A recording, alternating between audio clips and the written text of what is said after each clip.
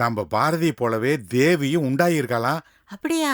ஆமா, சிதம்பரம் கொடுத்து வச்சவருமா. மகளும் மருமகளும் பேர குழந்தைகளை பெத்து கொடுக்க போறாங்களே. அவருக்கு இனிமே ஆபீஸ்க்கு போறது கூட நேரம் இருக்காது. குழந்தைங்களை கொஞ்சறதுக்கே நேரம் சரியா இருக்கும். ஒரே நேரத்துல 2 குழந்தைங்க சத்தம் கேட்கிற பாக்கியம் வேற யாருக்கு வரும்? என்னடி பதிலிய காணா? உனக்கு சந்தோஷம் இல்லையா அதுல? இல்லைங்க, இது நல்லதில்ல. எது நல்லதில்ல? ஒரே வீட்டுக்குள்ள 2 கர்ப்பவதிங்க ஒன்னா இருக்க கூடாதுங்க. இருந்தா என்ன ஆகாதுன்னு பெரியவங்க சொல்லுவாங்கங்க. என்னது, ஏண்டி இப்படி உளறி வைக்கிற? உண்மைங்க, ஒரே வீட்டுக்குள்ள 2 பேர் ஒன்னா இருக்க கூடாது. ஒருத்தர் முகத்தை ஒருத்தர் பார்க்கவே கூடாது. அது 2 பேரோட வயிற்று குழந்தைங்களுக்கும் ஆகாதுங்க. நம்ம பாரதியோட குழந்தைக்கு ஏதாவது ஆயிடுச்சுன்னா ஐயோ எனக்கு ரொம்ப பயமா இருக்குங்க. ஏண்டி நீ நல்லதையே நினைக்க மாட்டியா? இந்த காலத்துல இப்படி ஒரு மூட நம்பிக்கை தேவையா? இது மூட நம்பிக்கை இல்லைங்க, என் அனுபவத்துல பார்த்தது. பெரியவங்க சொல்ற மாதிரி எங்க ஊர்லயே நடந்திருக்குங்க. விடிஞ்சதும் போய் நம்ம பாரதியை கூட்டிட்டு வந்துடலாங்க. வருவாளா? வர்ற மாதிரி காரியத்தை அவன் பொண்ணு மாலதி செஞ்சு வச்சிருக்கா. முதல்ல வாமான்னு கூப்பிடுறதுக்கு நமக்கு யோகியது இருக்குதா? அதுக்காக விட்டுற முடியுங்களா? காரணமே இல்லாம சொல்லுவாங்களா? குழந்தை உயிருக்கு ஆபத்துன்னு தெரிஞ்சோம் நாம விட்டு வைக்கிறது முட்டாள்தனம் இல்ல? பாரதி குழந்தைக்கு ஆனாலும் தேவி குழந்தைக்கு ஆனாலும் வாழ போன நம்ம பொண்ணு மேல தானேங்க பழி விழும். அவங்க வீட்டு பொண்ணையா சொல்லுவாங்க?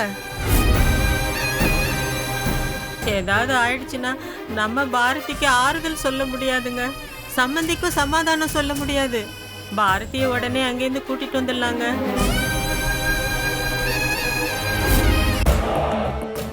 என்னது? எனக்கு என்ன தெரியும்? டாக்டர் கிட்ட காமிச்சு விசாரிச்சா என்னன்னு தெரிஞ்சிரும். மரியாதையா சொல்லு மாலதி. ஆமா, நான் தான் கலந்தேன். நீ நல்லா இருக்கணுங்கிறதுக்காக தான் கலந்தேன். ஏய், என்னடி சொல்ற? அந்த பொம்பளை பொறுக்கியோட குழந்தை நம்ம அக்காவோட வயிற்றுல வளரணுமா? அது அக்காவுக்கு தேவையா? அதான் சனியை தொலையிட்டுன்னு கலந்தேன். அடி பாவி, அபாஷன் மாத்திரையாது? ஆமா, அபாஷன் மாத்திரை தான். என்னடி இது? இந்த பைத்தியக்கார பொண்ணுக்காக நீ எதுக்கடி உடனே கிளம்பணும்? எங்கடி போவ? எது என்னோட வீடோ அங்க போறேன். இதுக்கு மேலயும் நான் இங்க இருந்தேனா எனக்கும் பாதுகாப்பு இல்ல, என் குழந்தைக்கும் பாதுகாப்பு இல்ல. அம்மா போகாதம்மா. விடுமா. பொண்ணுங்க அம்மா வீட்டுக்கு வரதே குழந்தைய பெத்துக்குதான், அழிக்கிறதுக்கு இல்ல. பாரதி, பாரதி, நான் வரேன். சொன்னா கேளுடி பாரதி. கூப்பிட முடியாது கோயிலா. ஏங்க, அங்கேயே விடவும் முடியாதுங்க. பாரதி பத்தி உனக்கு தெரியாதா? அவ சொன்னதுதான். கூப்பிட்டாலும் அவ வரமாட்டா. அவளா மனசரிங்கி வந்தாத்தான் உண்டு.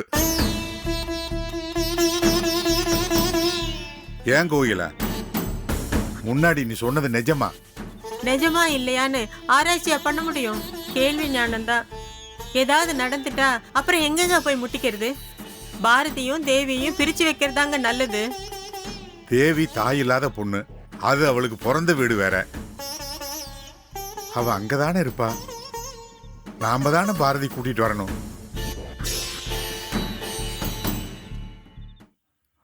கோகிலா, வேணா நீ ஒண்ணு செய். விடிஞ்சது அந்த வீட்டுக்கு போ. சிவகாமி அம்மாட்ட விஷயத்த சொல்லி பாரதியை அனுப்பி வைக்க சொல்லு. அவங்க அனுப்புவாங்களா?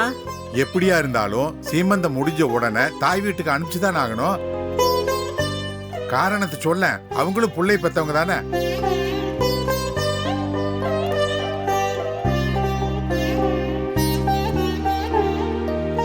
என்னடி யோசிக்கிற?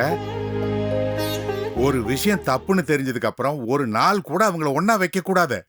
பாரதியை கூட்டிட்டு வந்துதான் ஆகணும்.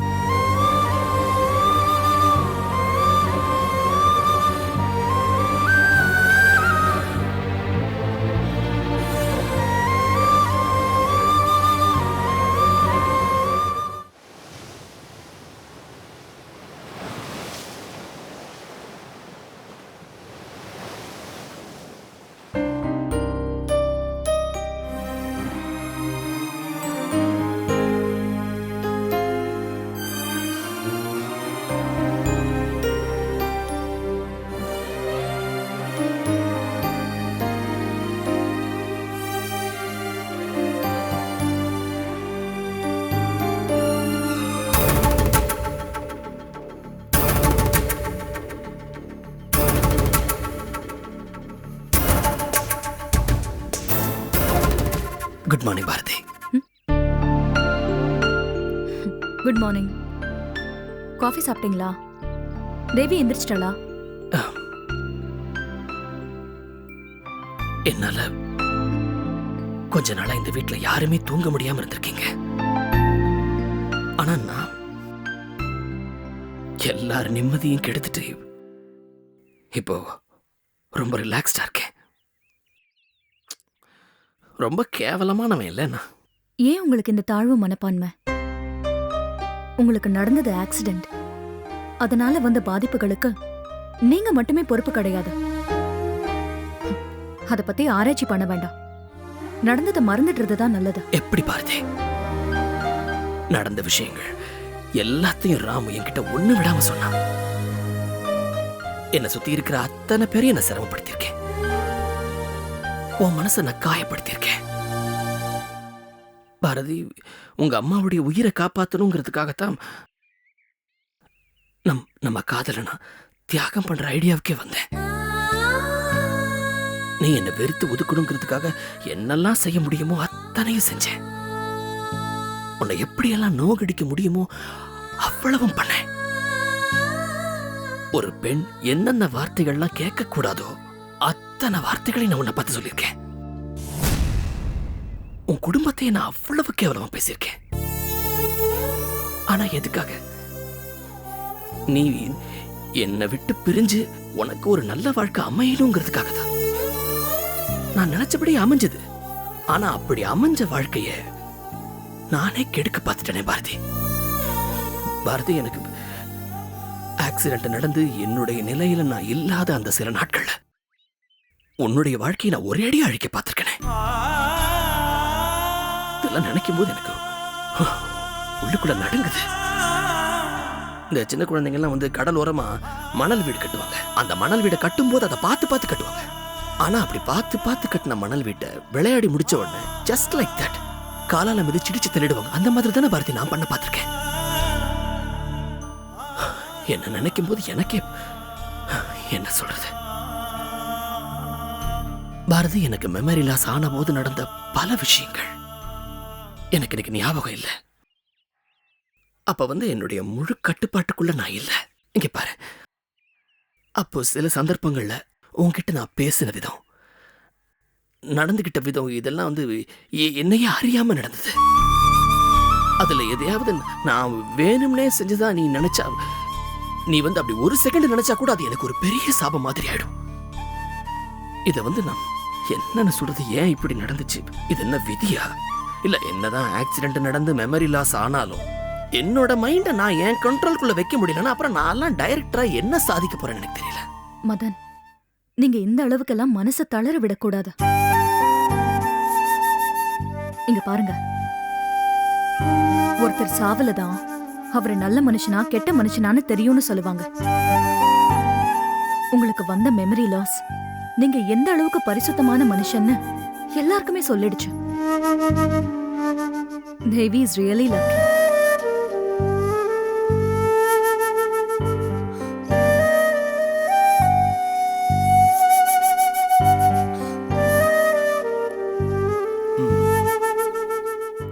ஏன் பாரதி,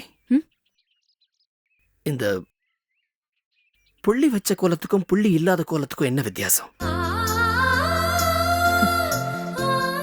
புள்ளி வச்ச கோலம் விதி மாதிரி மதன். கோடுகள் எப்படி எத்தனை சுத்தணும்னு புள்ளி தான் டிசைட் பண்ணும். பட் புள்ளி மட்டுமே கோலம் கிடையாது. ஒவ்வொரு விஷயத்துக்குள்ளேயும் ஒரு சூட்சம் இருக்கு. ஆனா என் சின்ன அறிவுக்கு தான் இதெல்லாம் எதுவுமே படல. பாரதி, நான் என்னால ரொம்ப நாளைக்கு இந்த வீட்டில் இருக்க முடியாது. நான் கூடிய சீக்கிரமே தேவியை கூட்டி இங்கிருந்து போயிடலான் இருக்கேன். தேவிய மேல உயிரே வச்சிருக்கா. எனக்காக அவ என்ன வேணாலும் செய்வா. நாங்களும் இந்த வீட்டுக்கு வந்து கொஞ்சம் நாள் ஆயிடுச்சு. அதான் நான் ஒரு முடிவு பண்ணிருக்கேன். தேவியை கூட்டிட்டு இந்த வீட்டை விட்டு போலான்னு. முதல்ல சிதம்பரம் சார் கிட்ட ஒரு வார்த்தை சொல்லிட்டு. வேண்டாம் மதன், இந்த மாதிரி நேரத்துல தேவி அத்தை கூட இருக்கிறது தான் நல்லது. கன்சீவ் ஆன பொண்ணுங்க 3 மாசமாவது ரொம்ப ஜாக்கிரதையா இருக்கணும்னு சொல்லுவாங்க. இல்ல அதெல்லாம் கரெக்டு தான். ஆனா அதுக்காக நாங்க இங்கேயே இருக்கிறதுன்னா நீங்க மனசுல எதை வச்சு சொல்றீங்கன்னு எனக்கு புரியல. இந்த கோலத்தை பாருங்க.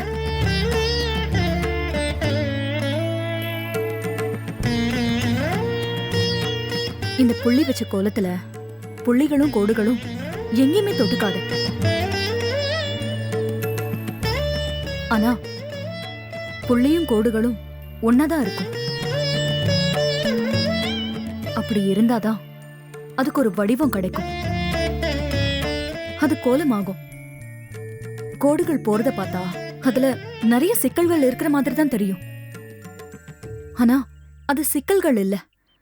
அது இல்லைன்னா இதுக்கு அழகான உருவமும் கிடைக்காது. புரிஞ்சுதா? புரிஞ்சுது. பட் தேவி என்ன நினைக்கிறாங்கிறது எனக்கு சரியா தெரியல. ஒருவேளை அவ இந்த வீட்டை விட்டு போய் நம்ம தனியா இருக்கணும் அப்படின்னு நினைச்சான்னா அப்ப வந்து நான் மதன், தேவியோட விருப்பத்தை விட மாமாவோட ஆசையும் எதிர்பார்ப்பும் ரொம்ப முக்கியம் இல்லையா?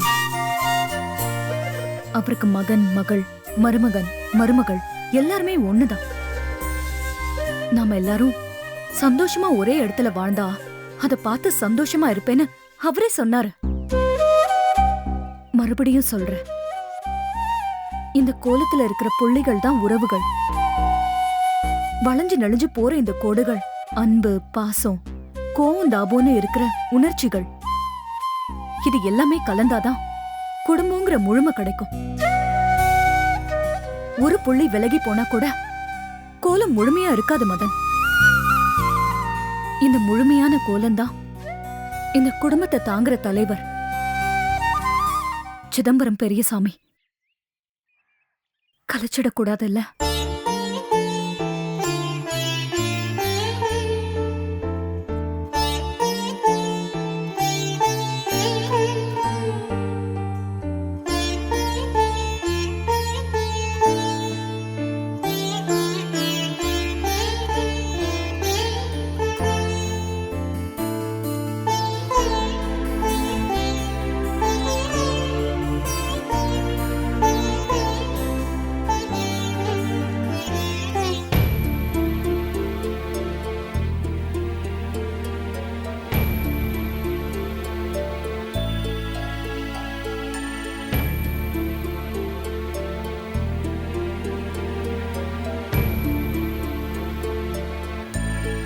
சம்பந்தியம்மா, வாங்க வாங்க.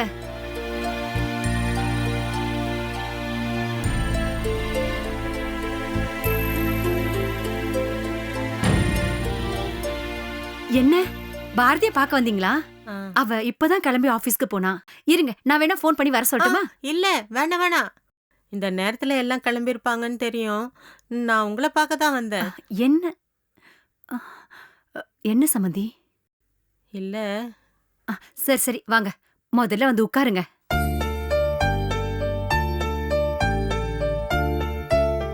சொல்லுங்க சம்பந்தி, என்ன விஷயம்?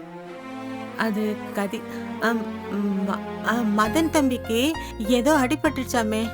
இப்ப எப்படி இருக்கு? ஐயோ, அதை ஏன் கேக்குறீங்க சம்பந்தி? படாத பாடுபட்டுட்டோம். இப்ப பரவாயில்ல.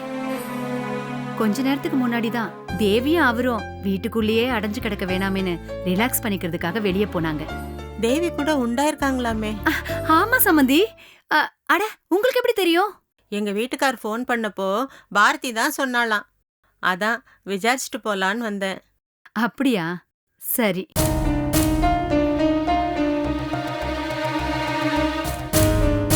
சம்பந்தியம்மா, என்னாச்சு?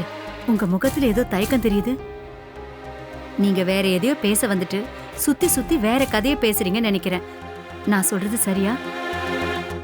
இங்க பாருங்க சம்பந்தி, என்கிட்ட என்ன தயக்கம் உங்களுக்கு? நீங்க வெளிப்படையா என்கிட்ட சொல்ல வந்ததை சொல்லுங்க. அது இல்ல சம்பந்தி, அது வந்து சொல்லுங்க. பாரதியும் தேவியும் ஒரே சமயத்துல உண்டாயிருக்காங்க இல்லையா?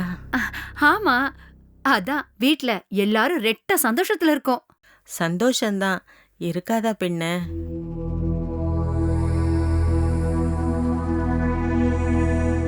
சந்தோஷம் வாயில சொல்றீங்க, ஆனா முகத்துல அதை காணமே சம்பந்தியம்மா.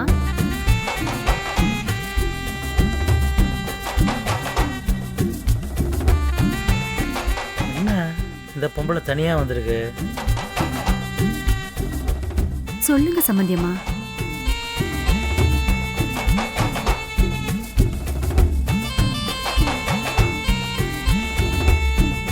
தயங்காம சொல்லுங்க சம்பந்தி. உங்க முகத்தை பார்த்தா எனக்கு என்னவோ ஏதோன்னு பயமா இருக்கு. சம்மந்தி, அது வந்து ஒரே நேரத்துல நாத்தனாரும் வீட்டுக்கு வந்த மருமகளும் உண்டாகி இருந்தா. சொல்லுங்க, உண்டாகி இருந்தா? ஒரே வீட்டுல இருக்க கூடாதுன்னு சொல்லுவாங்க சம்மந்தி.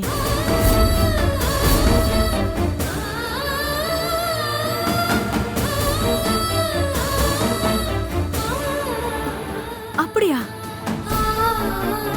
என்ன சம்மந்தி சொல்றீங்க?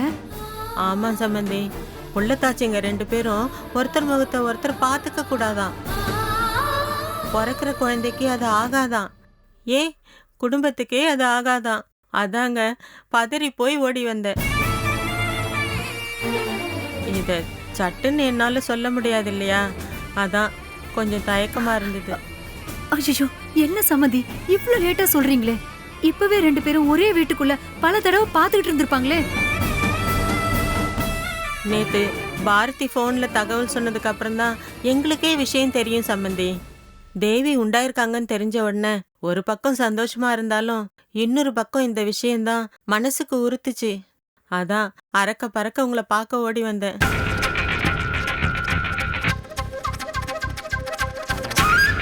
ஓ, இப்படி ஒரு மேட்டர் இருக்கா? குடும்பத்துக்கும் ஆகாது, பிறகுற குழந்தைக்கும் ஆகாதாமே. நடராஜா, நீ கூட இந்த குடும்பம் வரைக்கும் தான்டா யோசிக்கிற.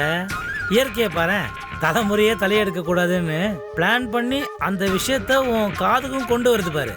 உண்மையோ இல்லை வெறும் மூட நம்பிக்கையோ, கிடைச்ச சந்தர்ப்பத்தை நம்ம ஏன் விடணும்? சம்மந்தி, உங்களுக்கே தெரியும், பாரதி எங்க வீட்டுல கோச்சிக்கிட்டு தான் இங்க வந்தா.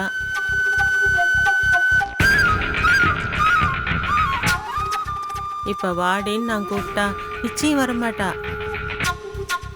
அதான் உங்ககிட்ட தனியா இந்த விஷயத்த பேசணும்னு வந்தேன். நீங்க சொன்னா பாரதி நிச்சயமா கேட்பா. அவ்வளோ மரியாதை உங்க மேல அவளுக்கு. அதனால நீங்க தான் அவகிட்ட பக்குவமா எடுத்து சொல்லி எங்க வீட்டுக்கு அனுப்பி வைக்கணும்.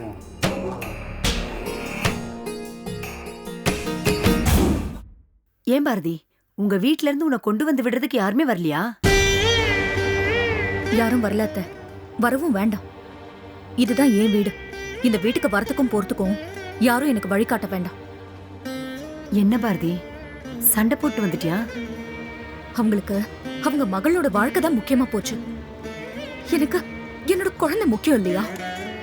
என் வாழ்க்கைய பத்தி பேசுற அவங்க பிறக்க போற குழந்தைய பத்தி மனிதாபிமானமே இல்லாம இருக்காங்க அத்தை. அதனால நானும் என் குழந்தையும் நல்லா இருக்கணும்னா நான் இங்கதான் இருக்கணும். என்ன சம்பந்தி, என்ன யோசிக்கிறீங்க? ஒரே வீட்ல 2 பேர் இருக்கவே கூடாதா? இல்ல முகத்துக்கு முகம் பாத்துக்க மட்டும் கூடாதா? நானும் 2-3 பெரியவங்க கிட்ட கேட்டு பார்த்துட்டேன் சம்பந்தி. முகத்துக்கு முகம் பாத்துக்கவே கூடாதுன்றாங்க. அட, கவலைய விடுங்க சம்பந்தி. இதுக்கு போய் கண் கலங்குறீங்களே? 2 பேரும் ஒருத்தர் ஒருத்தர் பாத்துக்க கூடாது, அவ்வளவுதானே? அத நான் பாத்துக்கிறேன். 2 பேருமே எனக்கு நான் பெத்த பொண்ணுங்க மாதிரி தான். நீங்க தைரியமா இருங்க சம்பந்தி. நீ அவளுக்கு தைரியம் சொல்றியா முட்டாள்? என்ன நடக்குதுன்னு நீ அவங்களோட சேர்ந்து வேடிக்கை பாரு.